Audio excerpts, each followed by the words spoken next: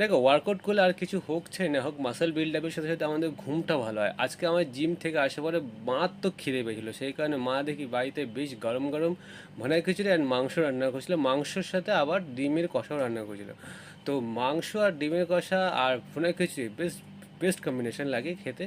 আর ভুনা খিচুড়ি তো আমরা অন্যান্য সময়ও খাই, কিন্তু আজকে যেহেতু জামা ষষ্ঠীর ঠিক আগের দিন, সেই কারণে জামাইবাবু যেহেতু এসছে, ও আর ভুনা খিচুড়িটা খুবই ভালো খায়, সেই জন্য ওর জন্য আবার ভুনা খিচুড়িটা স্পেশালভাবে রান্না করা হয়েছে। প্লাস আমার খাওয়া দাওয়া কমপ্লিট, বাড়ির আর সবাই খাচ্ছে, বাবা মা দিদি জামাইবাবু সবাই। তো আমি দোকান থেকে 20 টাকা দিয়ে একটা অ্যাপি এনেছি, যেটা 250 ml, এবং এটা আমাদের সবাইকে খেতে হবে, বাড়ির সবাইকে, কারণ আর দোকানে ছিল না, এই একটাই ছিল।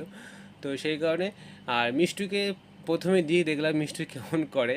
তো মিষ্টি সর্বপ্রথমে এসে মামা ভিডিও বানাচ্ছে কেন আগে, তো ও তো জানে যে একটা ব্লগ করছি, ছোট্ট একটা মিনি ব্লগ। আর তোমরা ভিডিও জানিও কেমন হয়েছে, ভিডিও ভালো হলে অবশ্যই লাইক কমেন্ট শেয়ার সাবস্ক্রাইব করে দিও।